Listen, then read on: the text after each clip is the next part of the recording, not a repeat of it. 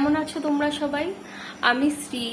আমি চলে এসেছি আজকে একটা নতুন ধরনের ভিডিও নিয়ে। শুরু করা যাক আজকের ভিডিও। Let's start. তো বন্ধুরা, আজকে এই প্যান্ডা ক্রাফটটা বানানোর জন্য প্রথমেই নিয়ে নিলাম একটা ওয়েস্টেজ দইয়ের খুঁড়ি, যেটা সাধারণত আমরা বেকার ভেবে ফেলে দিই, কিন্তু আমি কিন্তু ফেলবো না। এরপরেই যেটা নিলাম সেটা হচ্ছে অ্যাক্রিলিকের শিশি, যেটা খালি, তার উপর আর একটা খালি শিশির মুখ নিয়ে ভালোভাবে আমরা মাস্কিং টেপ দিয়ে আটকে নেব, যাতে এটা কোনোভাবেই বেরিয়ে না যায়। এর পরের স্টেপে আমরা যেটা করব, নিয়ে নেব একটা ফয়েল পেপার। এই ফয়েল পেপার সাহায্যে ভালো করে এই অ্যাক্রিলিকের শিশিটাকে আমরা কভার করব। তারপরে কি করব, হাত দিয়ে চেপে চেপে ভালোভাবে এটাকে শিশির গায়ে লাগিয়ে দেবো, যাতে কোনোভাবেই বেরিয়ে না যায়। এই অংশটা আমরা কিন্তু প্যান্ডা ক্রাফটের প্যান্ডার বডির নিচের অংশটা বানালাম। এরপর যেটা বানাবো সেটা হচ্ছে প্যান্ডার মাথার অংশ। এটা ভালোভাবে নিউজ পেপারকে আমি গোল করে তার উপর মাস্কিং টেপ দিয়ে ভালোভাবে আটকে নিয়েছি।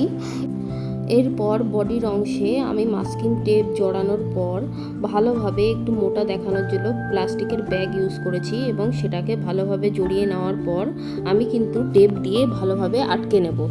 তোমরা এই ক্রাফটে দেখতে পাচ্ছ আমি প্লাস্টিকের ব্যাগ ইউজ করেছি।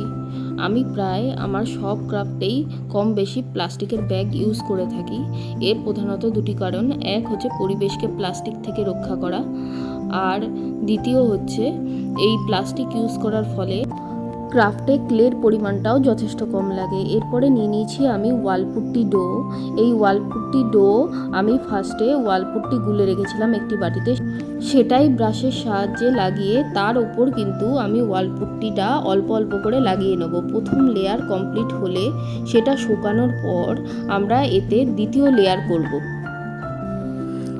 কিছুদিন আগে আমার সাথে খুব খারাপভাবে একটা অ্যাক্সিডেন্ট হয়ে গেছিলো, যার ফলে আমার ডান হাতটা খুব বাজেভাবে ক্ষতিগ্রস্ত হয়েছে। আমি এখনও অবধি ট্রিটমেন্টের মধ্যেই আছি। এই যে ভিডিওটা তোমরা দেখছো, এটা আমার কাছে অনেকদিন আগে থেকেই তৈরি করা ছিল, কিন্তু যাই হোক এই ট্রিটমেন্টের কারণে আমি এটা এডিট করে তোমাদের সাথে শেয়ার করতে পারিনি। তো আজকে কিছুটা সুস্থ লাগায় আমি এটাকে এডিট করলাম, তোমাদের কাছে শেয়ার করলাম। ভিডিওটা কেমন লাগলো অবশ্যই জানিও।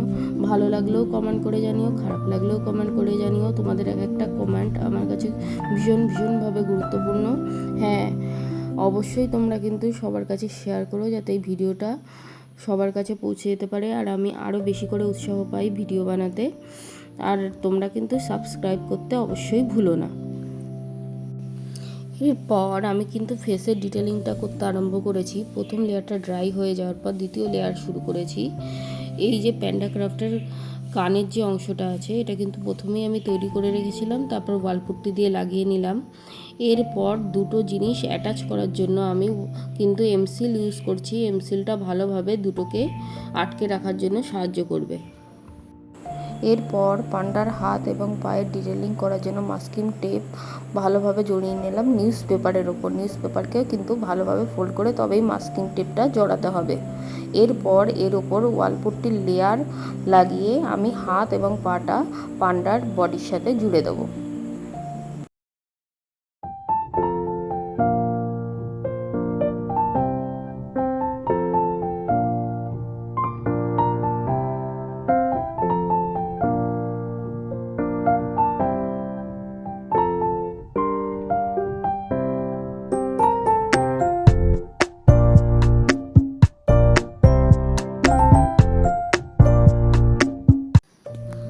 প্যান্ডার ডিটেলিং হয়ে যাওয়ার পর আমি ক্লে দিয়ে ছোট ছোট দড়ির মতো অংশ কেটে নিলাম। তারপর এই যে দইয়ের খুঁড়ির মতো অংশটা তোমরা দেখছো, এটাকে বাস্কেটের আকার দিয়ে নিয়েছি। এতে কালার করার জন্য এরপর আমি ইউজ করব ডার্ক ব্রাউন। বাস্কেটের ওপর ডার্ক ব্রাউন কালারটা কমপ্লিট হয়ে যাওয়ার পর হাইলাইট করার জন্য আমি কিন্তু ইউজ করব গোল্ডেন কালার। এই গোল্ডেন কালার দেওয়ার ফলে বাস্কেটটা খুবই উজ্জ্বল দেখাবে। এই ক্রাফটে যা কালার আমি ইউজ করছি সবই কিন্তু অ্যাক্রিলিক কালার।